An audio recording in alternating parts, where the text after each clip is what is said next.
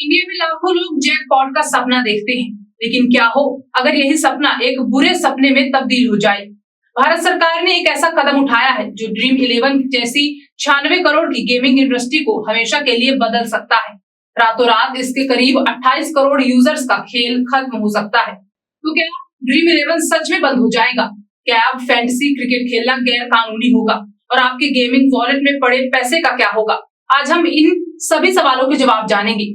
भारत सरकार की संसद ने ऑनलाइन गेमिंग विधेयक 2025 पास कर दिया है। इसमें कानून ने ऑनलाइन गेमिंग को 3 हिस्सों में बांटा है। पहली कैटेगरी में है ई स्पोर्ट्स जैसे पबजी और दूसरी कैटेगरी में ऑनलाइन सोशल गेम्स जैसे लूडो किंग पूरी तरह से लीगल है और सरकार इन्हें बढ़ावा भी देगी। लेकिन असली बदलाव है तीसरी कैटेगरी में ऑनलाइन रियल मनी गेम्स, जिनका सारा खेल यही बदलता है। इसमें वो सारे गेम्स आते हैं जिनमें आप पैसा लगाकर पैसा जीतने की उम्मीद रखते हैं। जी हाँ, आपका favourite fantasy cricket, dream 11, online rummy और पोकर सब इसी में शामिल है। सरकार ने इस कैटेगरी पर पूरी तरह से बैन लगा दिया है। ऐसा कोई भी गेम चलाना या उसे प्रमोट करना अब एक गंभीर अपराध होगा, जिसमें कंपनियों को 3 साल तक की जेल और 1 करोड़ रुपए तक का जुर्माना भी हो सकता है। तो सीधा सवाल, ड्रीम 11 का क्या होगा?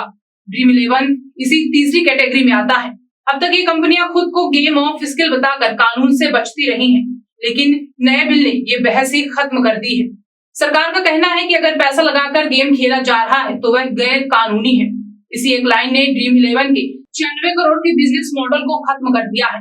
इसीलिए ड्रीम 11 ने भारत में अपने नए रियल मनी गेमिंग बिजनेस को बंद करने का फैसला किया है। अब बात करते हैं इसके 28 करोड़ यूजर्स की। आपके मन का सबसे बड़ा डर, क्या मेरा पैसा डूब जाएगा?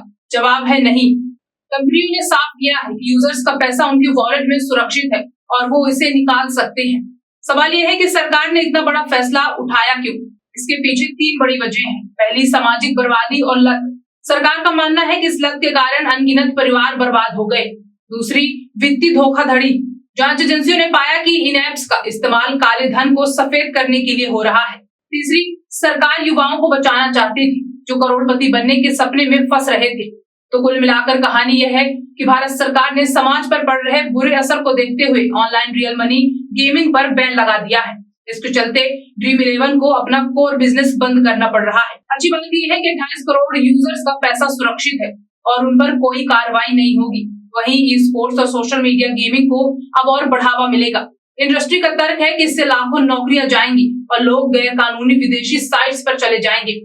लेकिन फिलहाल सरकार का फैसला आ चुका है। अब सवाल आपसे है, आपको क्या लगता है? क्या सरकार का यह फैसला सही है? अपनी राय हमें कमेंट्स में जरूर बताएं। ताजा तरीन खबरों के लिए आप हमारी YouTube चैनल सुरमा भोपाली को सब्सक्राइब करें एवं शेयर करें। आप हमें Facebook, Instagram और X पर भी फॉलो कर सकते हैं।